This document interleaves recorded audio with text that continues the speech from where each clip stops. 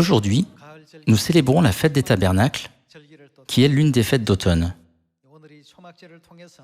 J'espère qu'à travers cette fête des tabernacles, nous recevrons la bénédiction du Saint-Esprit de la pluie de l'arrière-saison, accordée par Père et Mère, et moissonnerons abondamment de bons fruits et aussi des fruits dignes d'être ministres de l'Évangile. Chaque année, à cette période, nous apprenons beaucoup sur la signification de la fête des tabernacles. La fête des tabernacles contient la signification de la construction du temple. C'est là que les 2 tables de pierre des 10 commandements, données par Dieu, pouvaient être gardées en permanence. D'un point de vue spirituel, notre corps est le temple de Christ. De plus, Jésus-Christ a dit qu'il était le temple. Par conséquent, la fête des tabernacles contient la signification spirituelle de trouver et de rassembler rapidement nos frères et sœurs perdus, qui sont les matériaux du temple.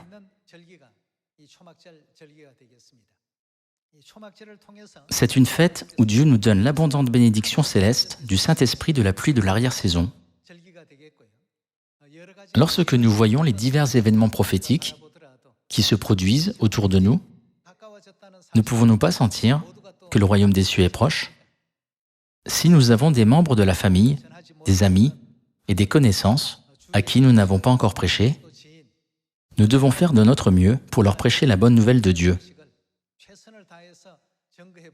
Contrairement au passé, récemment, j'ai reçu de bonnes nouvelles chaque jour, selon lesquelles les oreilles de beaucoup de gens étaient ouvertes pour écouter.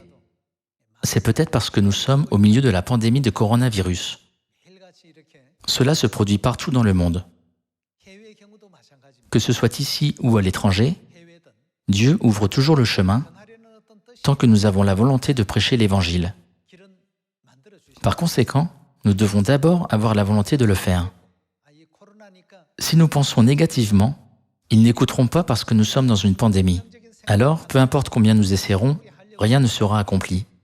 Cependant, si nous avons le bon état d'esprit et la bonne foi pour penser, je conduirai même une âme de plus au ciel, bien que nous soyons dans une pandémie. Dieu nous fera conduire les membres de notre famille, nos connaissances et même nos amis qui ont rejeté la vérité jusqu'à présent ou qui n'ont pas compris correctement la vérité dans la vérité. J'entends beaucoup de bonnes nouvelles selon lesquelles, même dans nos circonstances actuelles, ces gens deviennent de bons fruits et entrent dans la vérité. Bien que nous connaissions les enseignements de la Bible concernant la fête des tabernacles, prenons le temps d'y réfléchir encore une fois aujourd'hui. Voyons les paroles de Dieu dans Lévitique chapitre 23, verset 33. L'Éternel parla à Moïse et dit, « Parle aux enfants d'Israël et dit, le 15e jour de ce 7e mois, ce sera la fête des tabernacles. Aujourd'hui, c'est le 15e jour du 7e mois selon le calendrier sacré, la fête des tabernacles. Le 15e jour de ce 7e mois, ce sera la fête des tabernacles en l'honneur de l'Éternel pendant 7 jours. Le premier jour, il y aura une sainte convocation, vous ne ferez aucune œuvre servile. Pendant 7 jours, vous offrirez à l'Éternel des sacrifices consumés par le feu.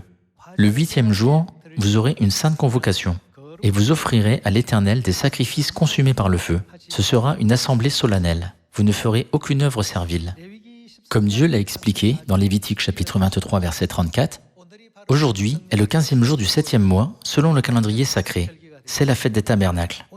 À partir d'aujourd'hui, nous célébrons cette sainte fête des tabernacles pendant 7 jours. Allons au verset 39. Verset 39. Le 15e jour du 7e mois, quand vous récolterez les produits du pays, vous célébrerez donc une fête à l'Éternel pendant 7 jours. Le premier jour sera un jour de repos, et le 8e jour sera un jour de repos. Vous prendrez le premier jour du fruit des beaux arbres, des branches de palmier, des rameaux d'arbres touffus et des saules de rivière, et vous vous réjouirez devant l'Éternel, votre Dieu, pendant 7 jours. Vous célébrerez chaque année cette fête à l'Éternel pendant 7 jours. C'est une loi perpétuelle pour vos descendants. Ils ont pris du fruit des beaux arbres, des branches de palmier, des rameaux d'arbres touffus et des saules de rivière, et ils les ont mis dans les parvis du temple ou sur le toit de leur maison. La fête des tabernacles est la fête où les Israélites ont fait des tentes de ces matériaux et se sont réjouis devant Dieu pendant une semaine. Dieu nous a dit de commémorer la fête des tabernacles comme une sainte convocation.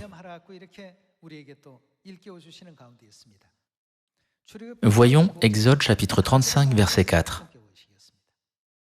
Le 10e jour du 7e mois, le jour des expiations, Moïse est descendu de la montagne avec 2 tables de pierre des 10 commandements. Il a transmis la volonté de Dieu aux Israélites et a annoncé qu'ils devaient construire un tabernacle dans lequel ils garderaient les tables de pierre et serviraient Dieu. En réponse à cela, les Israélites ont pris ce qu'ils avaient et ont présenté d'abondantes offrandes à Dieu afin qu'elles soient utilisées comme matériaux pour la construction du tabernacle. Voyons Exode chapitre 35, verset 4. Chapitre 35, verset 4. Moïse parla à toute l'assemblée des enfants d'Israël et dit : « Voici ce que l'Éternel a ordonné. Prenez sur ce qui vous appartient une offrande pour l'Éternel. Tout homme dont le cœur est bien disposé apportera en offrande à l'Éternel de l'or, de l'argent et de l'airain, des étoffes teintes en bleu, en pourpre, en cramoisi, du fin lin et du poil de chèvre, des peaux de bélier teintes en rouge et des peaux de dauphin, du bois d'acacia, de l'huile pour le chandelier, des aromates pour l'huile d'onction et pour le parfum odoriférant, des pierres d'onyx et d'autres pierres pour la garniture de l'éphod et du pectoral. »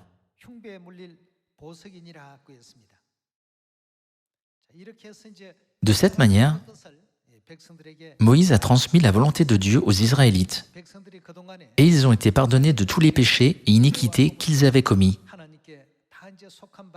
Dès lors, ils ont apporté joyeusement les matériaux pour construire le tabernacle à Dieu. Ici, dans le verset 5, concernant la question de présenter des offrandes saintes à Dieu, Dieu a ordonné : « Tout homme dont le cœur est bien disposé apportera une offrande à l'Éternel. » C'est pourquoi les Israélites ont offert à Dieu beaucoup d'offrandes pendant une semaine. Les gens qui ont apporté des offrandes étaient ceux dont le cœur était bien disposé et qui étaient animés de bonne volonté et entraînés par le cœur. Ces gens ont présenté des offrandes à Dieu. Passons au verset 20. Toute l'assemblée des enfants d'Israël sortit de la présence de Moïse. Tous ceux qui furent entraînés par quoi ? Par le cœur et animés de quoi ? De bonne volonté, vinrent et apportèrent une offrande à l'Éternel pour l'œuvre de la tente d'assignation, pour tout son service et pour les vêtements sacrés. Tout le monde n'a pas pu apporter les matériaux pour le tabernacle. Tout d'abord, les gens dont le cœur était bien disposé. Bien qu'il n'ait pas beaucoup de choses, ceux dont le cœur était bien disposé ont apporté même les plus petits matériaux pour la construction du tabernacle. Deuxièmement, les gens qui étaient entraînés par le cœur. Ceux qui étaient entraînés par le cœur ont participé à cette œuvre en comprenant correctement la sainte volonté de Dieu. Ensuite, les gens qui étaient animés de bonne volonté. Ainsi, la Bible explique que ce sont ceux dont le cœur était bien disposé et ceux qui étaient entraînés par le cœur et animés de bonne volonté qui ont effectué cette œuvre. Il est écrit dans la Bible que ces gens offraient continuellement des matériaux à Dieu pour la construction du tabernacle pendant toute la semaine. Passons au chapitre 36. Chapitre 36, verset 1. Betsalel, Oholiab et tous les hommes habiles, en qui l'Éternel avait mis de la sagesse et de l'intelligence, pour savoir et pour faire, exécutèrent les ouvrages destinés au service du sanctuaire, selon tout ce que l'Éternel avait ordonné. Moïse appela Betsalel, Oholiab et tous les hommes habiles, dans l'esprit desquels l'Éternel avait mis de l'intelligence, tous ceux dont le cœur était disposé à s'appliquer à l'œuvre pour l'exécuter. Ils prirent devant Moïse toutes les offrandes qu'avaient apportées les enfants d'Israël pour faire les ouvrages destinés au service du sanctuaire. Chaque matin, on apportait encore à Moïse des offrandes volontaires. On les apportait continuellement. Alors, tous les hommes habiles, occupés à tous les travaux du sanctuaire, quittèrent chacun l'ouvrage qu'ils faisaient et vinrent dire à Moïse: « Le peuple apporte beaucoup plus qu'il ne faut pour exécuter les ouvrages que l'Éternel a ordonné de faire. »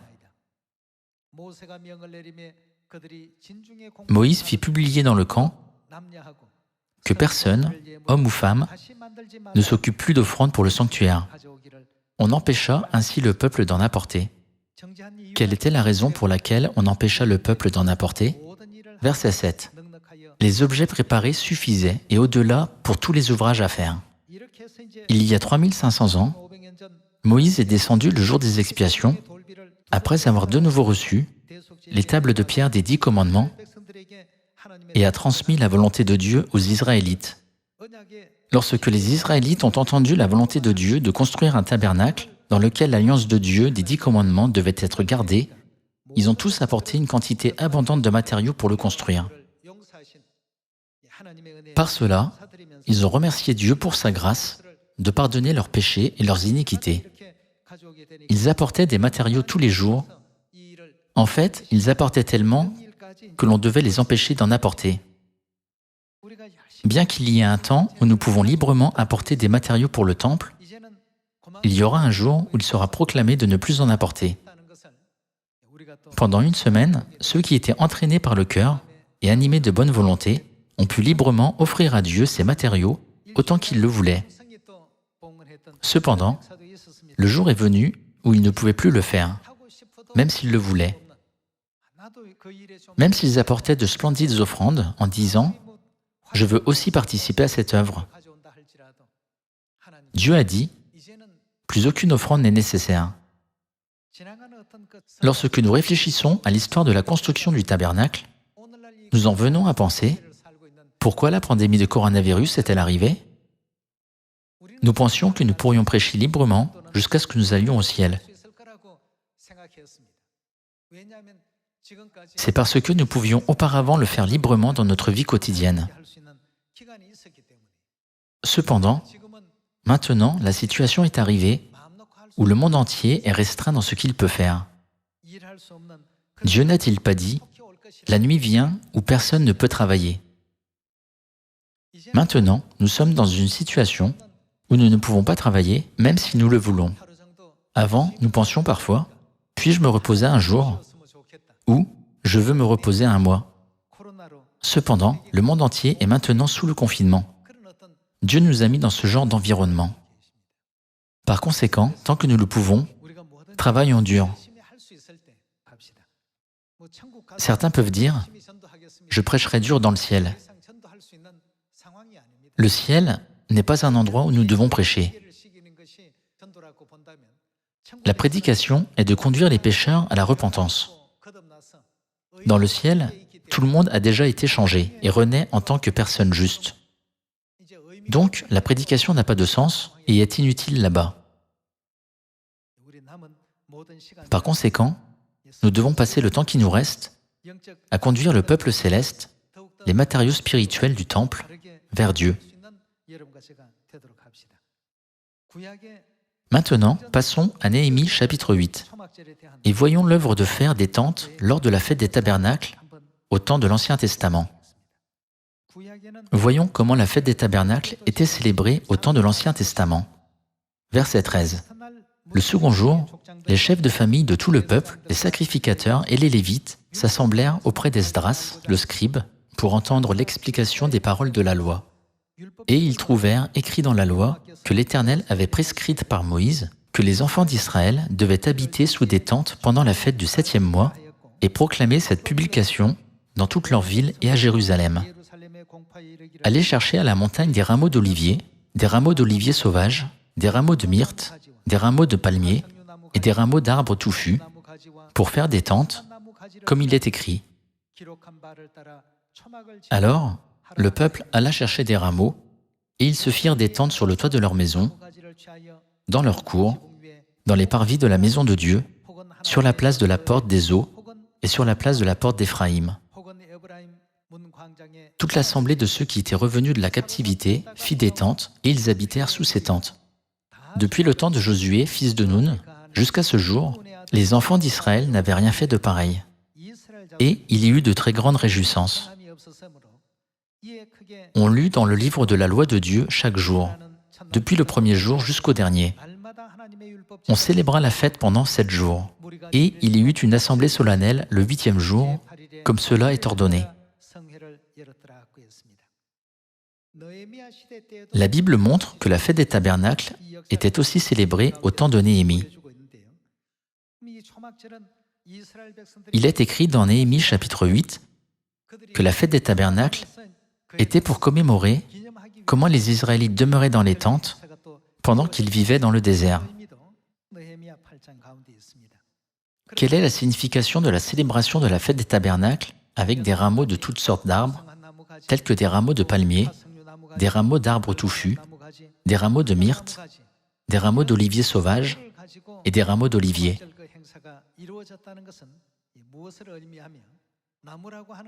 Et que représentent les arbres dans la Bible?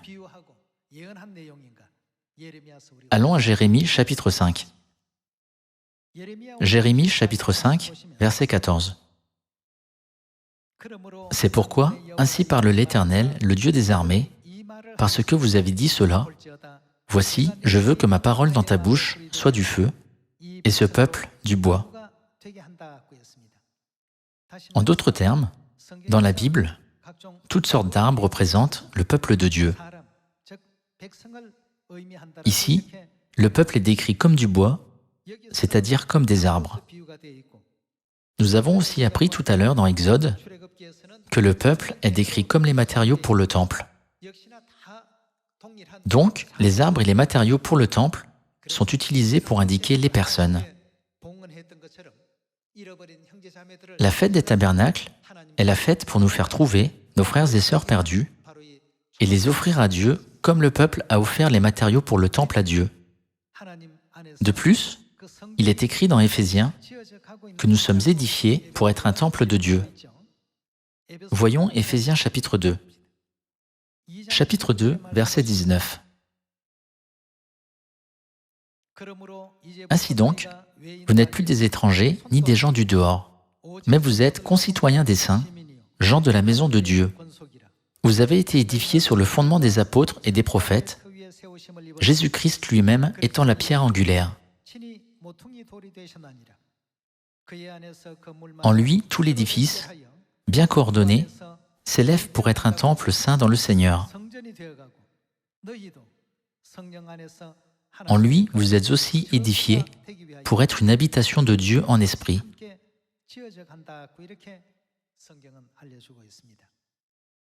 Certains deviennent des colonnes et certains deviennent des chevrons et certains peuvent jouer le rôle de fenêtre, le rôle de toit ou le rôle de fondation.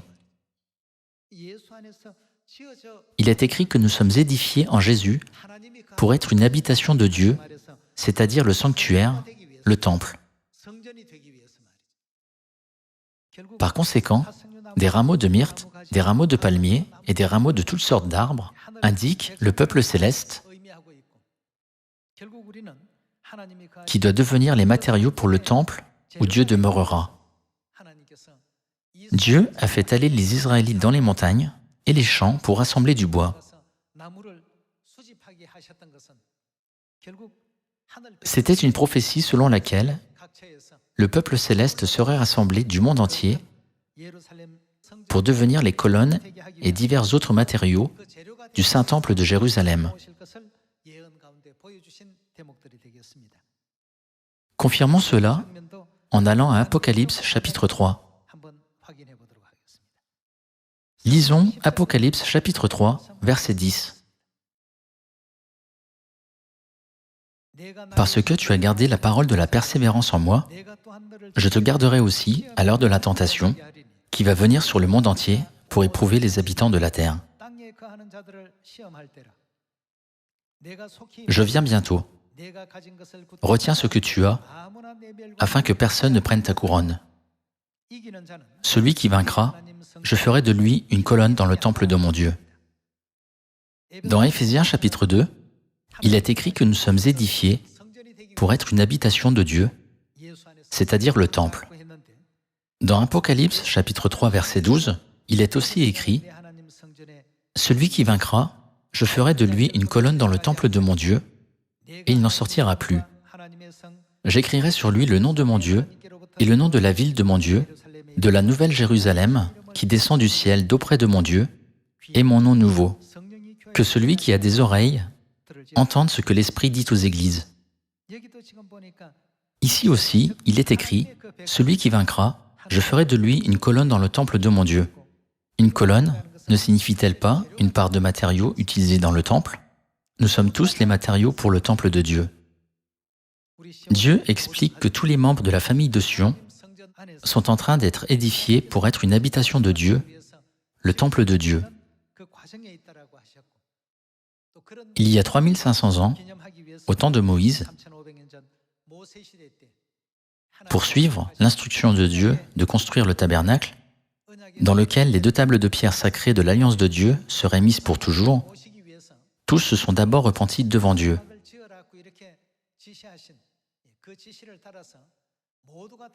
Puis, ils ont offert des matériaux à Dieu, à travers Moïse, pour l'œuvre de construire le temple. Pour faire cela, des gens comme Oholiab ont fait tout leur possible pour faire des choses comme l'éphod et tout ce qui était nécessaire pour le temple de Dieu. Cette œuvre, qui a eu lieu il y a 3500 ans, est écrite dans la Bible.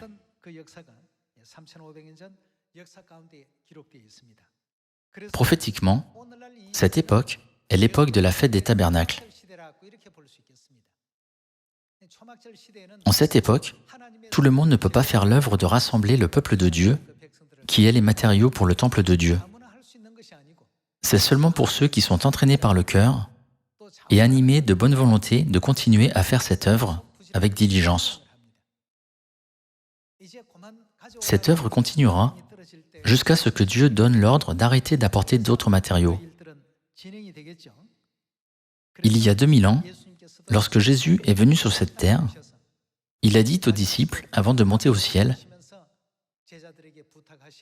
« Allez et faites de toutes les nations des disciples, baptisez-les au nom du Père, du Fils et du Saint-Esprit. Enseignez-leur à observer tout ce que je vous ai prescrit. » C'est la demande que Jésus leur a faite il y a 2000 ans. Alors, quel sera le devoir du peuple céleste qui doit accomplir la prophétie de la fête des tabernacles en cette époque de la fête des tabernacles? Vous connaissez probablement la réponse à cette question, même si je ne vous donne pas une longue explication. Voyons 2 Timothée chapitre 4, verset 1. « Je t'en conjure devant Dieu et devant Jésus-Christ, qui doit juger les vivants et les morts, et au nom de son avènement et de son royaume, qu'est-ce que Dieu nous dit de faire? Prêche la parole, insiste en toute occasion, favorable ou non. » Il y a 3500 ans, Moïse a seulement transmis au peuple la volonté de Dieu de rassembler les matériaux pour le temple en obéissant à son ordre. Aujourd'hui, nous entendons l'ordre de Dieu. Prêche la parole, insiste en toute occasion, favorable ou non. Nous entendons la voix de Dieu transmise par l'apôtre Paul. Reprends, censure, exhorte, avec toute douceur et en instruisant. Verset 3. « Car il viendra un temps où les hommes ne supporteront pas la saine doctrine, mais ayant la démangeaison d'entendre des choses agréables, ils se donneront une foule de docteurs selon leurs propres désirs, détourneront l'oreille de la vérité et se tourneront vers les fables.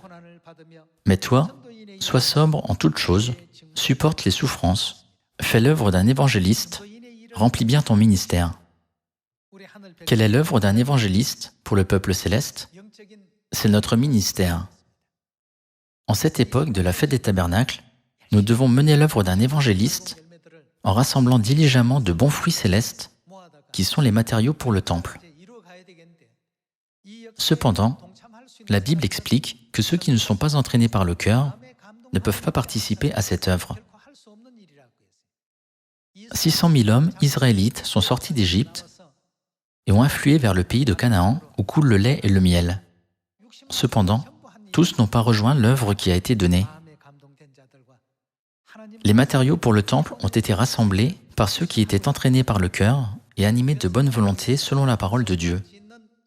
Des gens comme Oholiab et Betsalel ont grandement contribué à cette œuvre. La Bible a un écrit détaillé de cette œuvre qui a eu lieu il y a 3500 ans. À travers ces écrits, Dieu nous fait réaliser pourquoi nous devons prêcher dur en toute occasion, favorable ou non, en cette époque. Dieu a aussi dit « Fais l'œuvre d'un évangéliste, remplis bien ton ministère ». L'œuvre de prêcher l'Évangile est la dernière demande que Dieu nous a donnée. Même lorsque quelqu'un nous demande de lui faire une faveur, nous ne le méprisons pas ni ne le rejetons, n'est-ce pas? Alors, nous ne devons pas mépriser cette demande que Dieu nous a donnée pour nous sauver. Voyons un verset de plus dans 1 Thessaloniciens, chapitre 2. Voyons chapitre 2, verset 3. Car notre prédication ne repose ni sur l'erreur, ni sur des motifs impurs, ni sur la fraude, mais puisque Dieu nous a jugés dignes de nous confier l'Évangile, nous parlons non comme pour plaire à des hommes, mais pour plaire à Dieu qui sonde nos cœurs. Dans quelle mesure Dieu nous a-t-il demandé d'aller pour prêcher l'Évangile? La demande était « Prêchez cet Évangile à tous les gens dans la Samarie et jusqu'aux extrémités de la terre ». Cette demande de Dieu n'est pas quelque chose qui nous dépasse. Lorsque nous faisons une demande, nous ne demandons pas quelque chose de déraisonnable en l'appelant une demande. Puisque Dieu nous a demandé de prêcher cet Évangile à tous les gens du monde, nous qui avons été invités à faire cette œuvre, nous allons vers tous les peuples en les baptisant au nom du Père, du Fils et du Saint-Esprit. Nous leur faisons connaître la volonté de Dieu afin qu'ils puissent observer toutes les vérités de la nouvelle alliance que Dieu nous a prescrites. Il doit y avoir des gens autour de nous qui n'ont pas encore entendu cet évangile, la bonne nouvelle. Prêchons-leur à travers cette fête des tabernacles. Nous ne devons pas célébrer la fête des tabernacles sans aucun changement dans notre cœur ou aucune volonté d'agir selon les paroles de Dieu. Au contraire, à travers cette fête des tabernacles, et pour le reste de cette année, faisons plaisir à Dieu en mettant tout notre cœur, tout notre esprit et toute notre âme dans l'œuvre de moissonner d'abondants fruits et de conduire beaucoup de bons fruits au ciel. Par cela, j'aimerais conclure le sermon d'aujourd'hui. J'espère que tous les membres de la famille de Sion recevront beaucoup de bénédictions à travers cette fête. Merci beaucoup.